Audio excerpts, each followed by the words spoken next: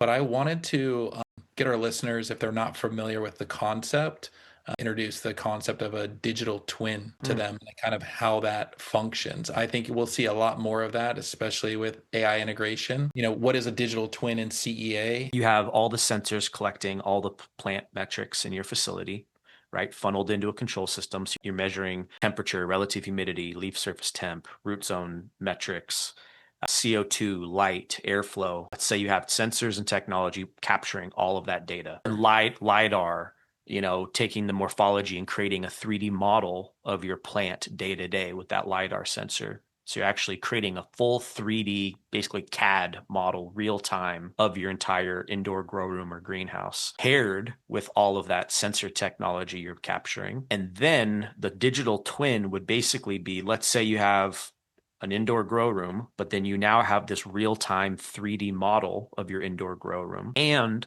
all of this historical data, whether that's climate data or root zone data. So you pair this real time digital 3D rendering with all of the sensor technology, plus artificial intelligence and computational fluid dynamic modeling, which allows you to model temperature, airflow, CO gases throughout this space as well. So then an example of how a grower would use this digital twin is, let's say you want to try a new climate recipe in your room or change the temperature or change your fan speeds. And instead of just doing it and then seeing how it works in your grow room, you can do that in your digital twin and have predictive models be generated to show how that may affect X, Y, and Z through all of this data. So let's say I change my fan speed. Then the digital twin can tell you how that affected your microclimates, if it created any microclimates, what the transpiration rate predictably might be, even predicting how that may affect your yield at harvest with all this historical harvest data. So the digital twin allows you to try things in a digital sandbox,